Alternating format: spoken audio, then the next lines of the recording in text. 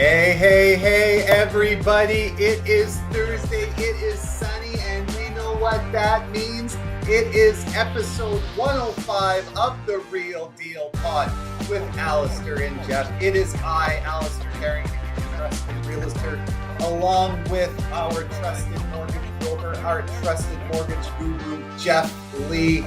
Geoff, buddy, how are you doing? How was your long weekend? Yeah, you know what? I was up in Merritt. Anyone that doesn't know where Merritt is, that's about, where is that? That's about an hour and a half, 2 hours from Chilliwack, just It's outside the last of stop camp.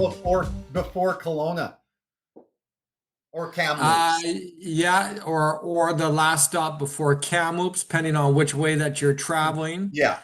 But yeah, no, it was the weather wasn't great. The air quality was poor.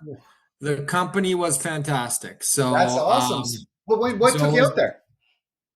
you know what? A whole bunch of our friends, we went camping out there. A friend of ours, owns or his, her father used to own, that whole, area where they used to have the Merritt Mountain Music Festival. Okay, yeah.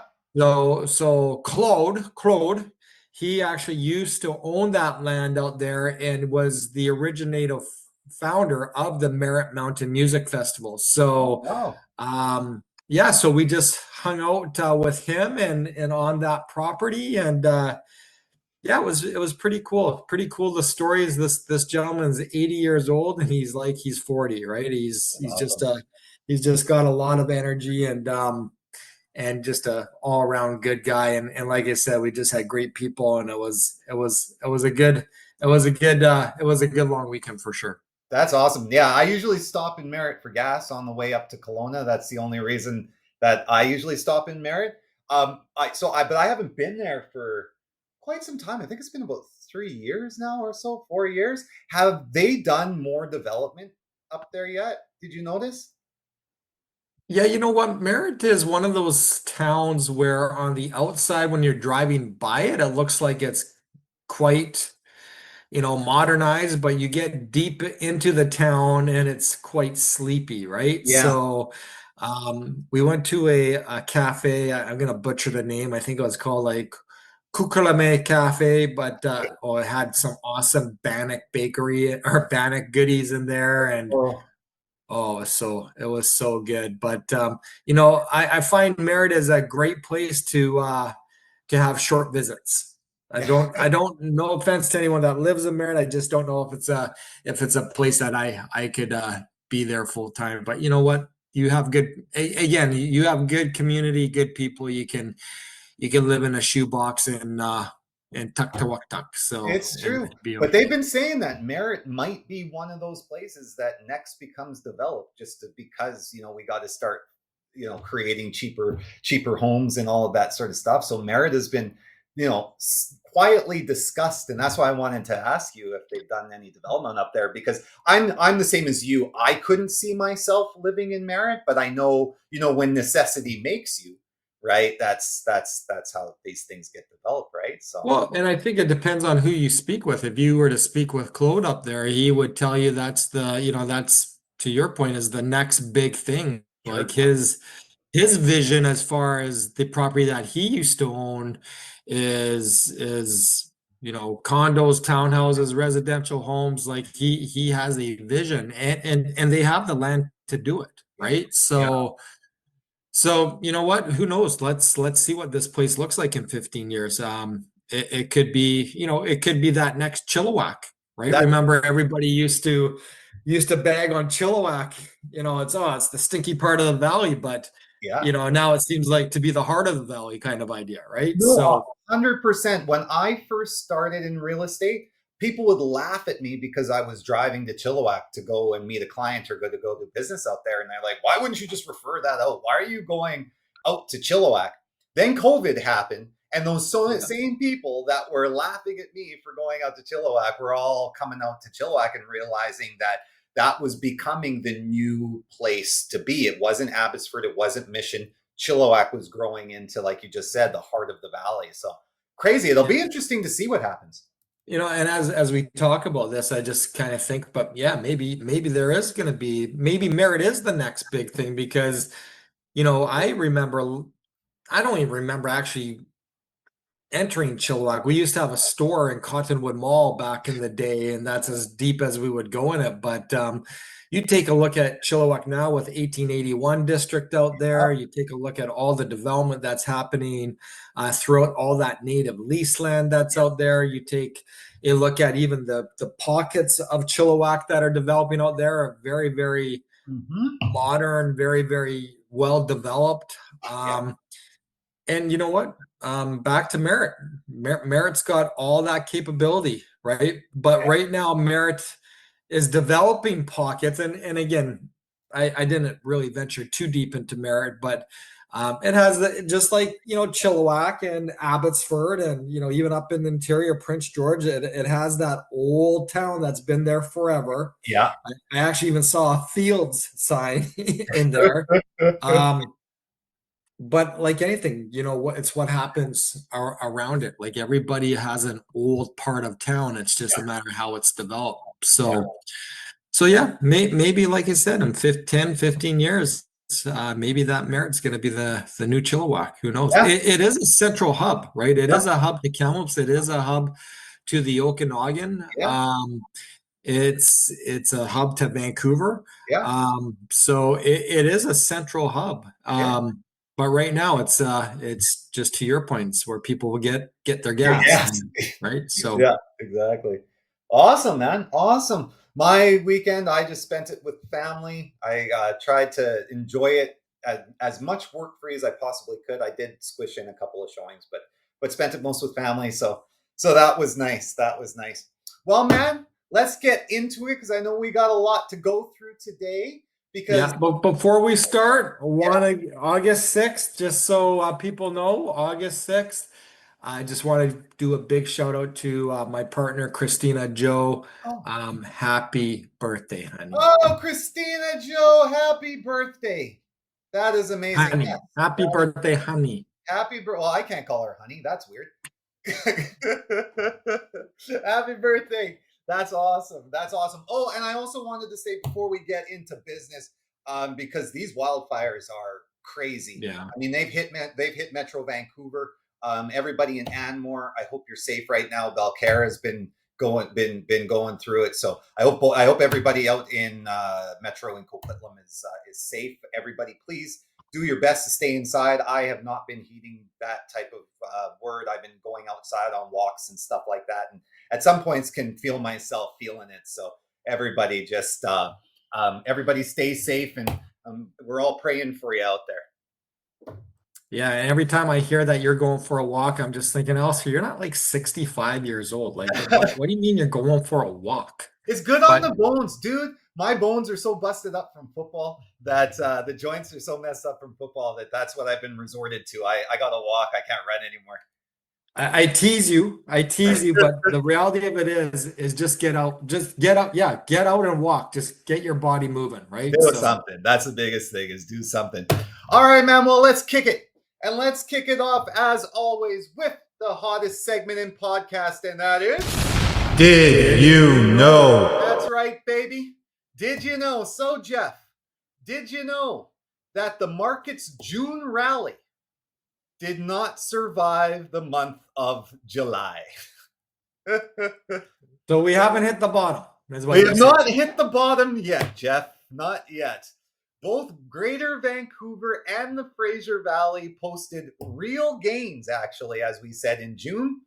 And by the end of July, almost all of it was gone. So, here's what happened. In Metro Vancouver, sales jumped about 10% in June, kicking off, like we said, what looked like the potential start of summer momentum. Then July sales fell nearly 10% from a year ago, essentially erasing that gain in 1 month. The region's own chief economist called it exactly what it was: one step forward, one step back. I think it's, sorry to cut you off, that it's almost, isn't that like almost 3 steps back? About that, yeah. He's trying to stay positive, Geoff. He's trying to stay positive. And the Sorry, same, I just go back to and again I'm trying to remember what the lift was in June. I think it was like either 3% or 0.3%. It was something not well, hey, something that was it what it was was. it was a bright spot, Jeff. It was a bright spot we had. And then poof.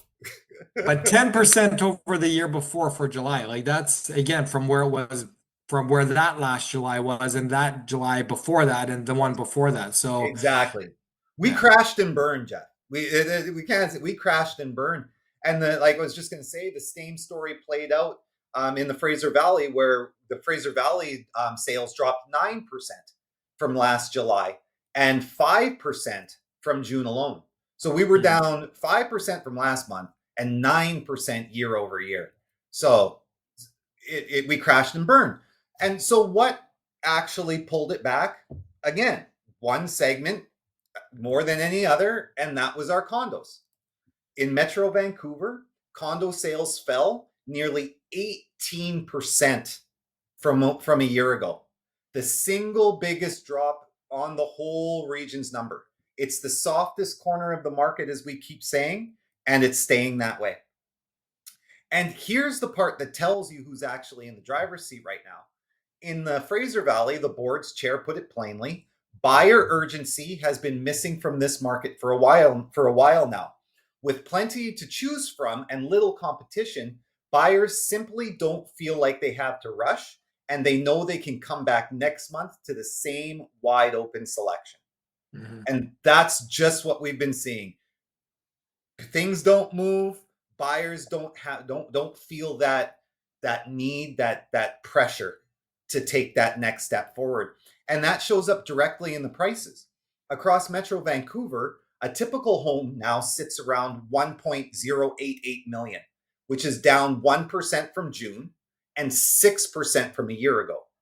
So that's the thing we've said, and we've spoke about this like consistently, is that the prices aren't really dropping month to month, but what we're seeing, where we're seeing it, is the overall versus year over year. So yes, 1% drop doesn't feel like they moved a lot, but when you look at percent year over year, that starts becoming quite a bit of money, right? Um, in the Fraser Valley, the typical home right now is 877,000, right? So, and keep in mind, typical home, what that means is it's taking in the average of the single family home, the condo, and the townhouse, averaging that. And that's how we get our typical home number, and that number, by the way, is down 1% from June, just like in Metro Vancouver, but it's down 7% from last year, right? So it's the same story, and inventory is continuing to back that up. In the Fraser Valley, listings are still running 32% above the normal seasonal level. 32%, Jeff. And in Metro Vancouver, it sits almost 27% above normal levels. So Vancouver, the biggest difference is where the sales to listing ratio sits at. And in Metro Vancouver, it's 13%, and in the Valley, it's 11. So in the Valley, it's a buyer's market. In Metro Vancouver, it's a buyers to steady market, but still, like we've said, the majority of that is being suppressed by condos. So the takeaway really from July is, don't read one strong month like June as proof that the market is turned, but don't read one soft month like July as proof that it's falling apart either. What we're watching again is a market that's moving sideways with a slight downward lean 1 month at a time. And for buyers, that means the same message every month that we've had, and that is, you have time and you have choice, but to still make your move when it is affordable to you, because we don't know when things are going to turn around. For sellers, it means the same thing. It means pricing has to reflect today's market. It can't be aspirational. Your property has to be in a presentation sense as to move as well. So you can't just take any old property that you wanted to put on the market, not put any money into it and expect that it's going to sell for an aspirational price. It has to be priced properly, and it has to be showroom ready, basically turnkey. If it's not turnkey, it's not moving. Um, Yeah. and if you're selling a condo, everything's out the window. I will tell you right now, if you're selling a condo, your market value is what that offer is in front of you. That's essentially what your market value is right now. Tough thing to say, and it's something that we haven't heard in ever when it came to condos, but that's where it sits. So that's the did you know, and now you do. But Geoff, before we get any further, I want to ask you a couple things, because in reading through a whole lot of reports and stuff like that, one of the things that we've spoken about is we're in a rate environment that's, one of the best rate environments that we've ever seen. But one of the prevailing things throughout these reports is that the failing is that the falling mortgage rate relief has stalled now. That means nothing to anybody anymore. And they're saying that and a lot of it is saying that the US and Iran conflict has just rattled global investors, and it's pushed the bond yields higher, and they've stayed elevated even as tensions have been eased. So in plain language, the thing that was making borrowing cheaper isn't helping anymore, and the buyers, first time buyers especially, don't seem to really care about the rates being in one of the lowest rate environments that we've seen. Is that true? Do you see that? Well, I find that we're just not coming up with a lot of new excuses why people are timid to move forward with purchases. I think that even 12 to 16 months ago was all about I'm going to wait for the next Bank of Canada meeting, right? Sure. And at that time, we were educating people in is like, hey, if you're thinking about doing a fix, don't worry about the Bank of Canada meeting, Right. right? And we just don't hear that anymore. We don't hear the tariff as far as why I'm not buying anymore. I rarely even hear the U.S.-Iran conflict as far as why we're not buying, or the possibilities of the rates rising due to gas prices and the cost of goods. I just think that Canadians are in a mindset right now that they just are not buying, Yeah. right? And they're I don't know. I was at a BNI meeting today, and somebody said something that was really um, kind of made sense. He was a kinesiologist, and he says, "Hey, when you're born, your body moves exactly on how it should. Like, you take a look at a little kid, they bend down, they have lots of mobility. You can turn them into a pretzel. Like they have all the mobility. That's how your body isn't necessarily designed to move, but there's no limitation in it. The Mhm. limitation in your bodies comes from the movement that you do as you get older and older and older in the sports that you play and the injuries that you happen. So when you take a look at why a body is not functioning well, that really is year after year after year of training your body as far as what to do and how to think. Right. And I bring it back to today's buyer. Like we're almost have trained ourselves over this last 3 years as far as why not to buy. And we can throw all the pieces in there as far as the last 3 years, as far as why people haven't been buying.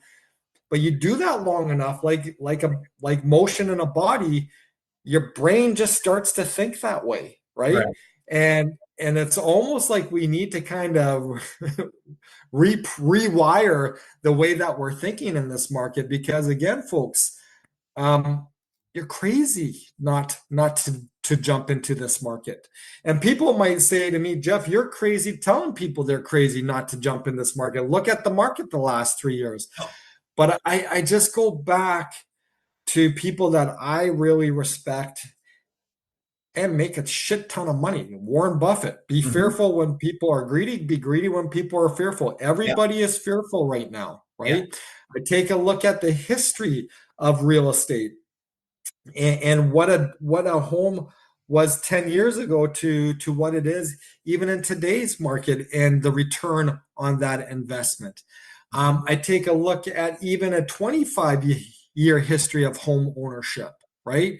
I take a look on what we've always said, like take a look where your net worth falls when you're 60 or in your golden years. It is coming from the homes that you're buying and selling. And now is such a great opportunity for people to get into the market and really start to build their future net worth. But for whatever reason, well, there's lots of reasons why our brains, or the majority of Canadians' brains, have been rewired as far as let's just live in this fear, right? Yeah. Let's just find another excuse as far as why it's not a wise time to buy the market to purchase. Could it be job insecurity is weighing on buyers' willingness to take debts or take on debts? It's like separate from a rate issue or anything like that. Because I don't even think that if borrowing gets cheaper, people are going to buy. I don't believe that. Like, because I always remember hearing, oh yeah, if the rate's 2%, you've got a good rate, right? I remember hearing that back in the day, and I know you're smiling because you used to hear that too, right? But like to me, I don't think we're going to get back to the 2% rates anytime too soon. I think a 3% rate is fine, right? And so I just believe I believe that like if job insecurity is really what the issue is, then we're now having two distinctly different conversations, right? Because if it's a job security problem, then only time and economic data is going to fix that. Like, how is the market going to fix somebody's, like, how is a market getting cheaper going to get somebody that's facing job insecurity problems, going to make them buy? I don't think that's what it is. I don't think that a falling market will help job insecurity. So if the issue is job insecurity, then that's going to have to get fixed first before the real estate market gets fixed.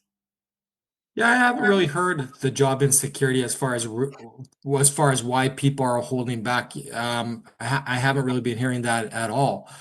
And I also want to just comment on a 3% rate. A 3% rate, folks, is not realistic either, right? Like Right. a 2% interest rate is definitely not realistic.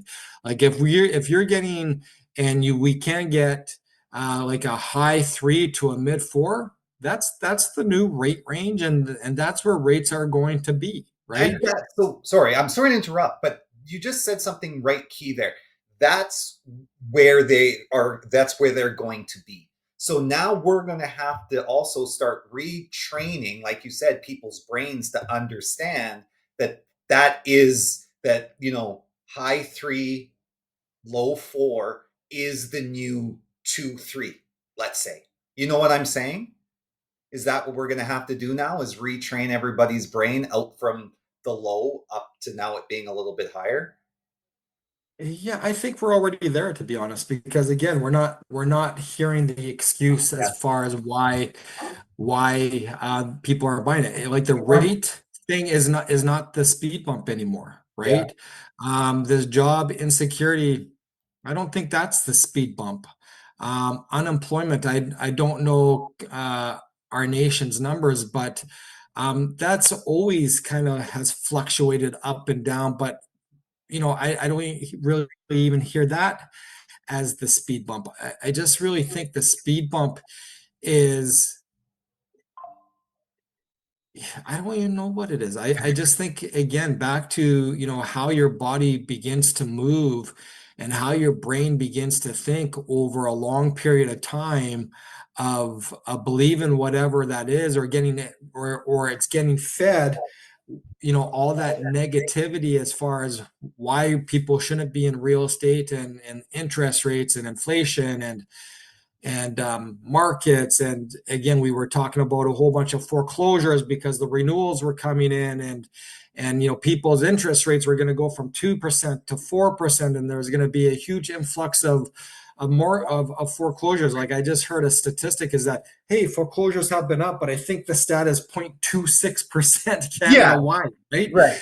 And like, again, Canadians pay their mortgages. Like if you have a foreclosure rate, and don't quote me, Google fact this, a 0.26%, that is marginal, Yeah. right?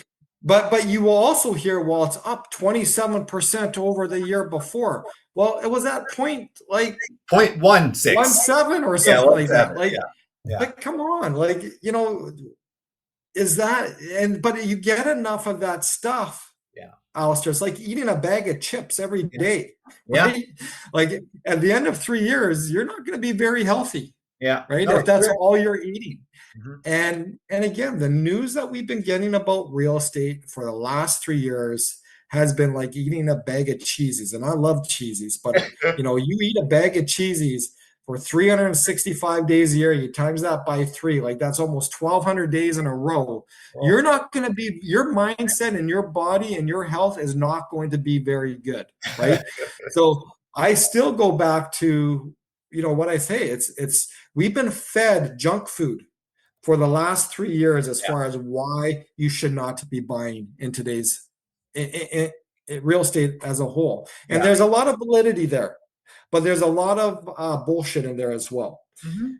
And I go back, we have to start now getting rid of the cheesies, going out for a walk, Yeah. right? Let's get rid of the cheesies and basically eat some broccoli or cauliflower, whatever it is. We got to start retraining our brains as far as finding reasons as far as not to buy, as far as now finding the reasons to buy.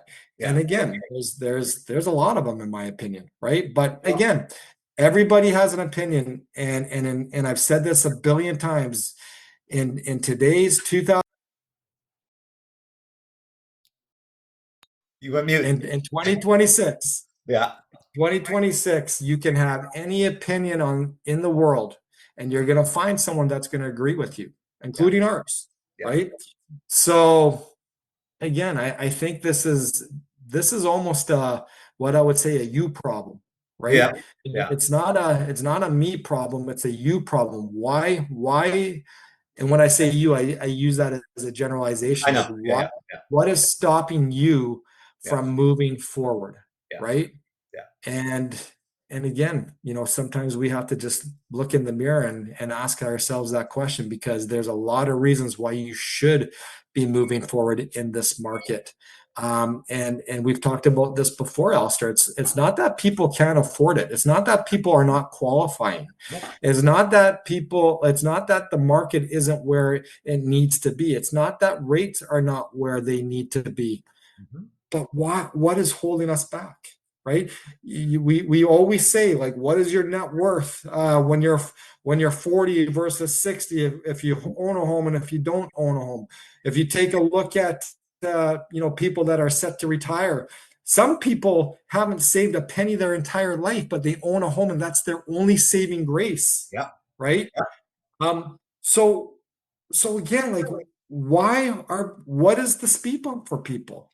I don't know, man, because like the other excuse that people have is, oh, I want it to be cheaper. Well, we are now cheaper than COVID. We are pre-COVID levels in terms of not affordability. I mean in pricing, right? Like the condos right now. I was talking to a colleague of mine, and they were selling a condo in Chilliwack, and they repriced it. They had to go down to 290, right? And it got sold, right? Yeah.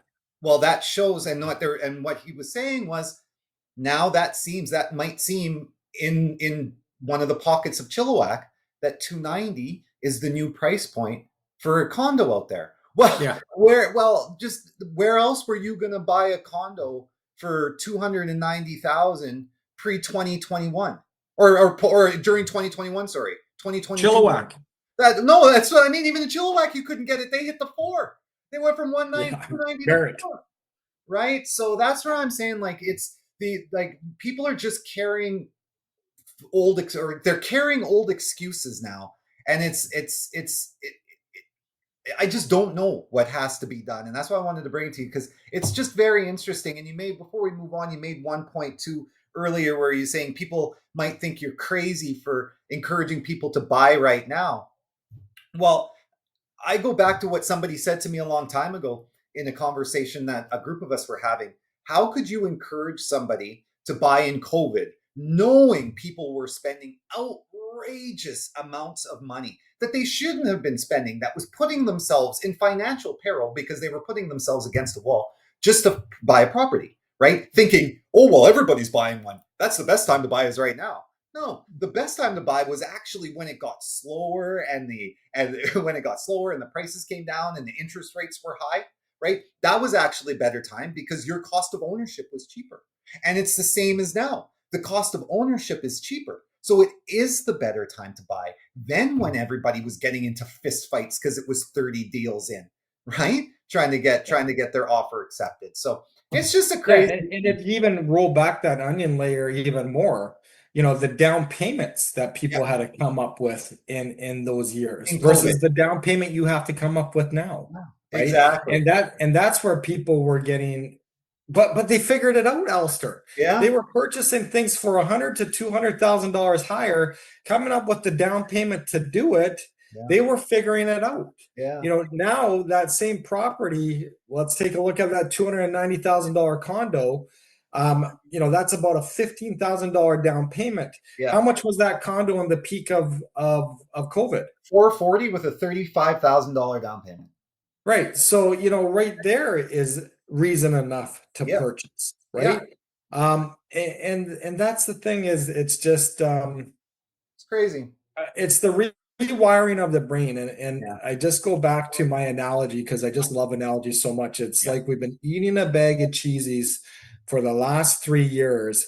You eat a bag of cheesies, or who's that guy actually that did that documentary about eating McDonald's every day for a period of time? Yeah. I think he did it for a year, or it was for a good chunk of time. He came out with heart disease. He came out with gout. I'm kind of making some, but he came out really, really unhealthy. Yeah. Right. Yeah.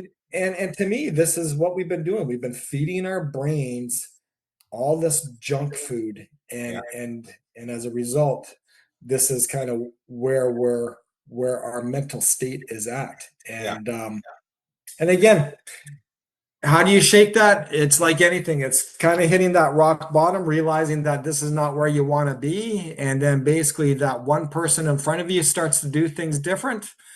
And guess what? Now I'm going to start doing things different. Right. And guess what that person behind me is going to do? They're going to start doing things different. Yeah. So who's going to lead this domino into turning our down market into an up market? It's going to start somewhere, but again, where is that going to be?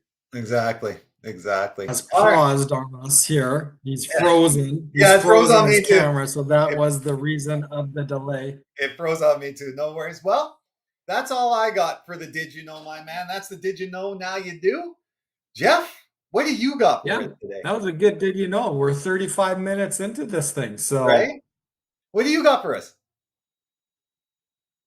Well, you know what? I love it when we kind of go off on conversations like this. I think there's a lot of value and a lot of good conversation in that. What I was going to talk about is how rental income from a basement suite can qualify you for a bigger mortgage. So again, I was working on a file here this week. Again, we always talk about it. What is the income? What are your debts? What's your down payment? What do you qualify for? And in this particular case, there was a basement suite that was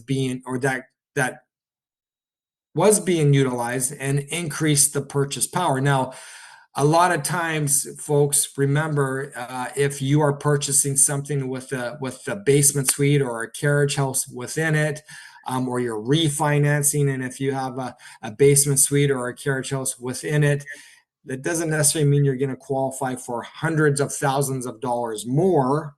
It's just going to bump up your purchase power, or your buying or your borrowing power more so than if it didn't have a suite. So I wanted to talk about that, because again, the conversations that we have sometimes is like, well, it's got a suite, we should be able to do it, no problem. And it's like, you know what?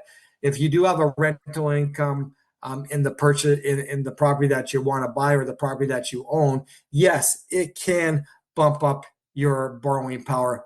But I wanted to talk about that a little bit more in depth. Again, nothing too heavy, because I always say if you can just take one or two things out of these pods that we have, it's going to just make you that much stronger for what you want to do.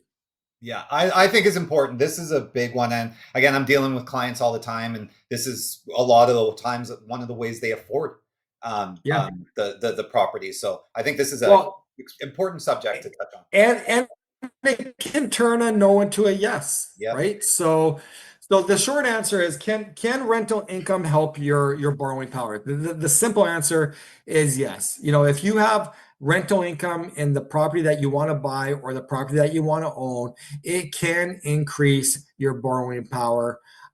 It can basically help offset monthly costs, because again, you have that rental income coming in, and well, actually, a lot of times that makes home ownership more affordable, especially when we were talking about townhouses and strata fees versus, say, a detached home with a rental component in it.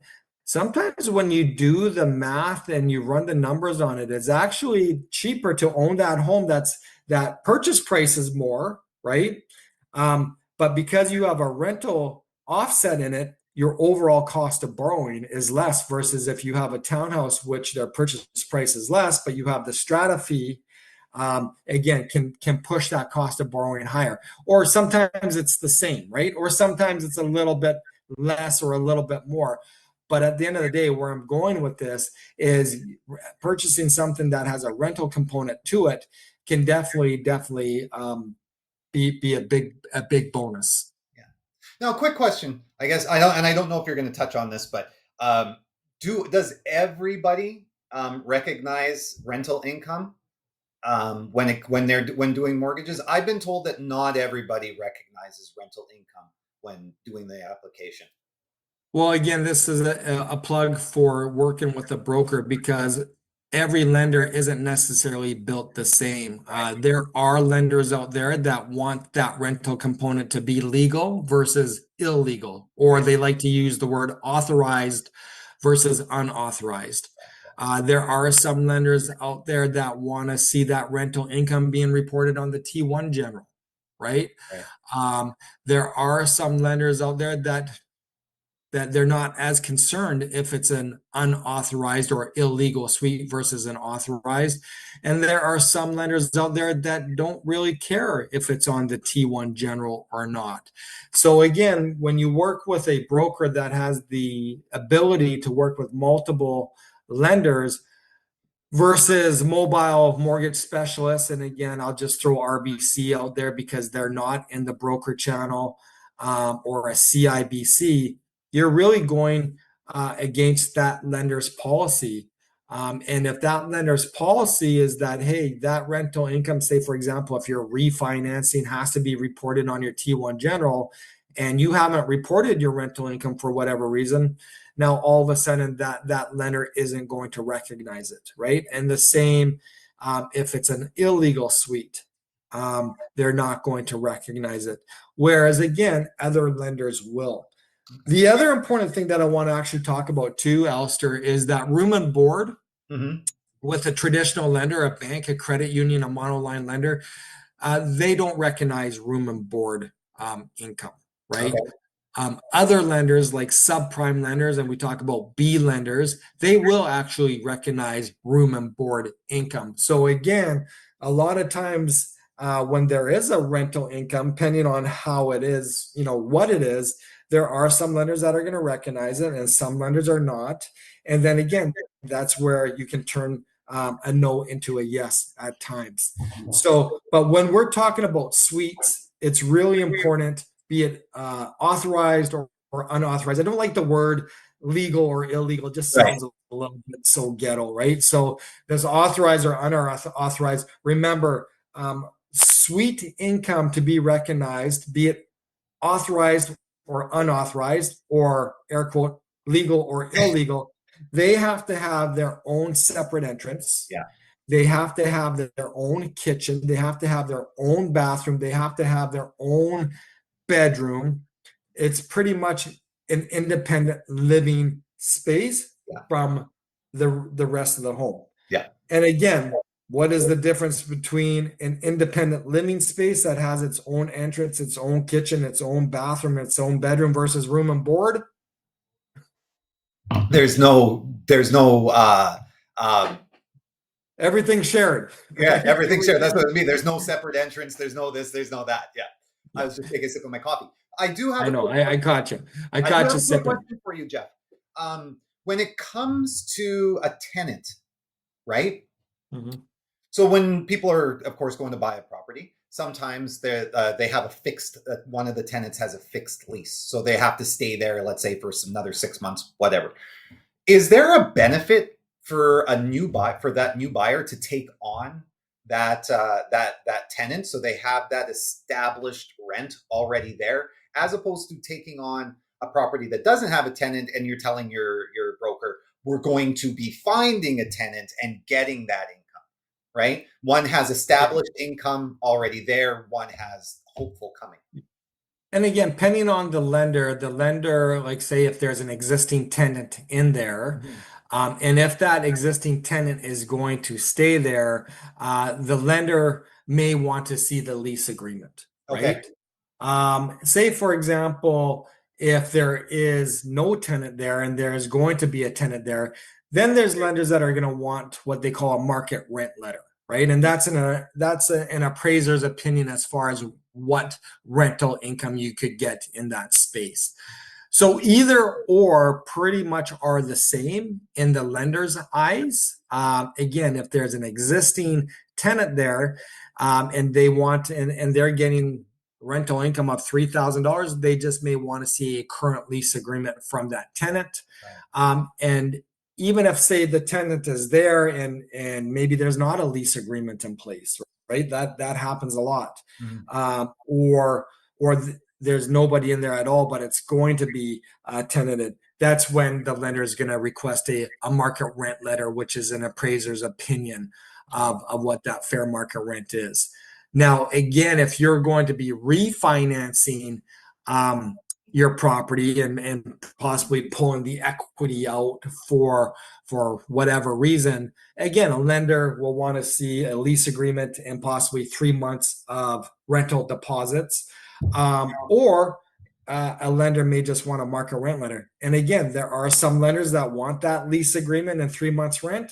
There are some lenders say, well, hey, if you don't have that, we'll take a market rent letter. And again, another plug for why working with a broker that has relationships with multiple lenders is better than working with your CIBC or RBC mobile specialist. And again, sorry, CIBC, sorry, RBC. So the other part is how much of that rental income can be used. And again, I call this the good, the better, and the best. So lenders will either take a look and add back a percentage of that income. There's other lenders that will use an offset, which is better. And then there's lenders that will use what we call a rental calculator, which is the best, right? So again, depending on the lender, another plug for a broker, for using brokers, there are some lenders, and if you only have one lender to choose from, and they use an add back, you may not be able to push that borrowing power to where you need to be, versus another lender with the exact same details, the exact same income, the exact same file. They can use an offset, and then all of a sudden that borrowing power is going to be. As well as there's other lenders that will use what they call a debt service calculator. And again, if an add back isn't getting you there and an offset isn't getting you there, then the DCR calculators may get you there. But again, depending on the lender, Allister, and if you are working with somebody that only has access to one financial institution, again, that no is going to remain a no. Whereas if you have other lenders in your toolbox that may look at that rental income a little bit differently, may be able to turn that no into a yes. Yeah. I'll give you an example. Everybody loves to We love them. market Yeah. examples. Yep. So a buyer comes in, income qualifies for approximately $725,000 based on his income, right? The home includes a basement suite, and say it's about $2,000 a month for rent. And again, actually, let's not use that as an example. It's a little bit convoluted. Where I want to kind of go through there is what we've talked about, is with the mistakes, Yeah. right? And the mistakes is just going to be summarizing with what we just said, is that assuming every lender has the same rules. They don't.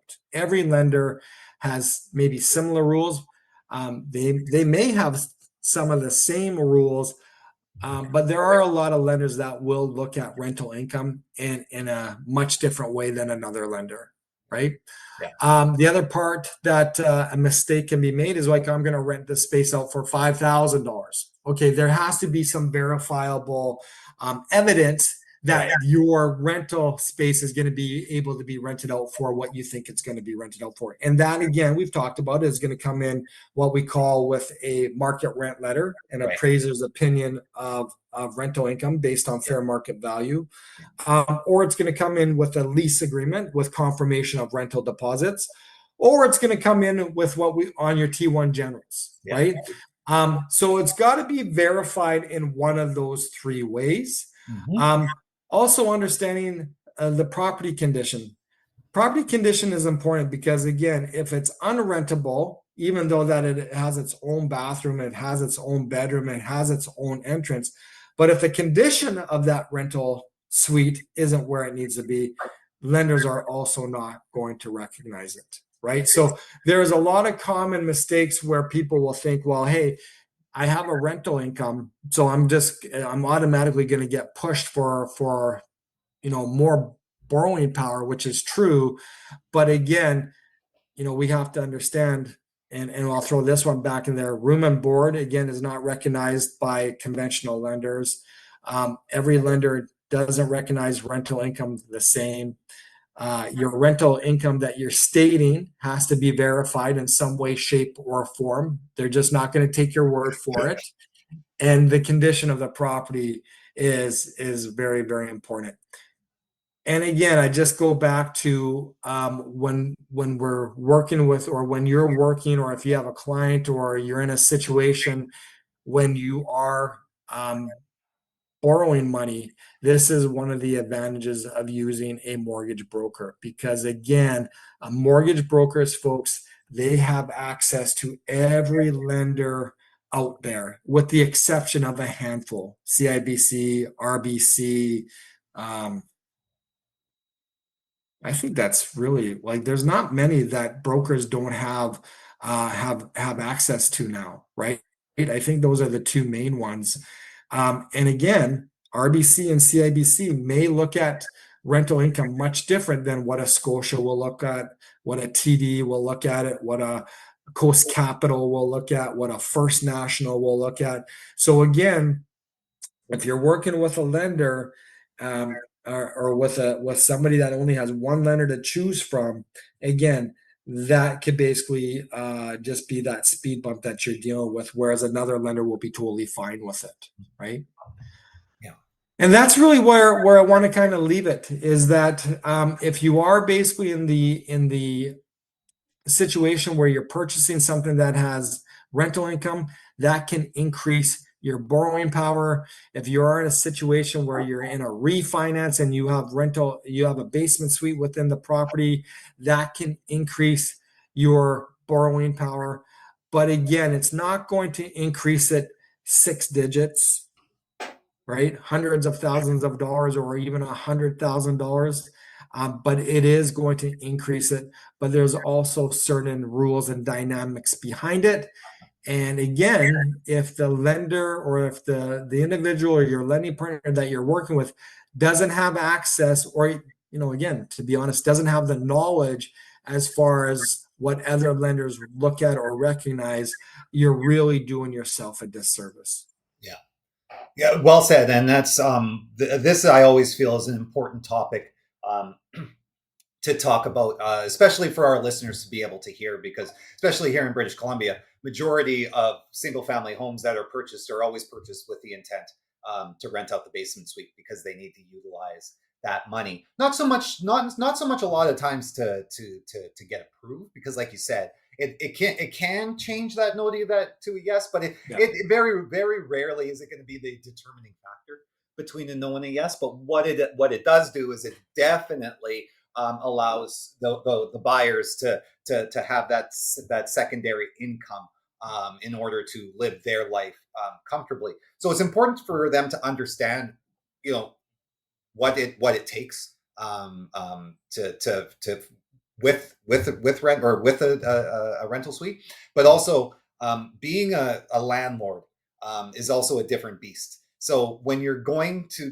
deciding to buy that single family home and you are going to rent out that basement suite, it is super important that you do have a discussion with your realtor about what is the next steps are in terms of becoming a landlord. Your real estate agent can help you with that. Don't let them tell you that there's two different licenses, so they can't. There is two different licenses. One of them is a property management license, and that just means that they can facilitate the money. Um, we as realtors can still help you with market analysis on what rents would be. We can direct you to RTB in order to get the forms and all of that sort of stuff. So there is stuff that your realtor Well, should be doing to help you. Go ahead. I want to come back to and say, yeah, you said it often it doesn't will turn a no into yes. I'm going to say often it does. You take a Really? look at a property of a $1.5 million, say, detached home that doesn't have a rental suite to a Oh, $1.6 million property or a 1.5 that does.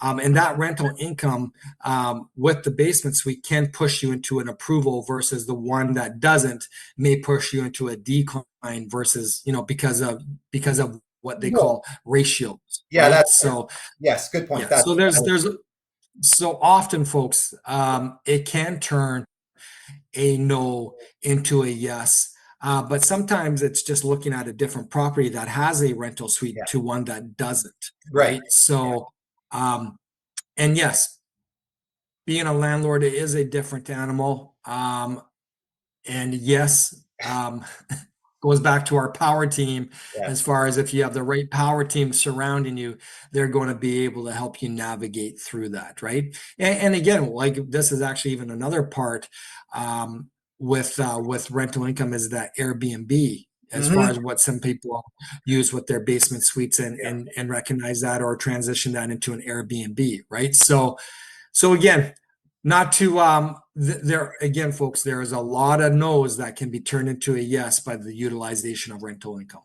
Yeah. Yeah. So amazing pod today, man. This was a lot. There was a lot of great nuggets to take away from here. I think a lot to do again with we took a little bit of a backslide in the market last month, but I'm still busy, so it's I'm happy. We'll see what August brings. We are now into the fall market, which is the busier time.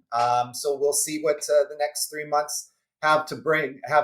I do perceive us getting better. CMHC and CREA also they reduced their outlook on pricing. They dropped it down, and they dropped their outlook down on sales too. So they're not forecasting a big rallying end of the year, but guys, it is going to switch at some point. So just be ready. Be ready. That's, I guess, all I can say. Always be in touch with your power team. I think that's the most important thing, is just make sure you're talking to your power team, so you're always informed for when that time comes that you are ready to do things. Well, thank you guys all for listening to us today. Having an amazing weekend. It is going to be hot. It is going to be sunny. So stay hydrated. Get out there. Do something. Have some fun. Hit up the beach. Hit up the park. Hit up something. But have some fun out there. We can't wait to be back here next week with you with episode number 106. Woo! In the meantime, stay empowered. Stay informed. And Geoff, stay tuned. That's right, baby. Stay tuned. Peace out.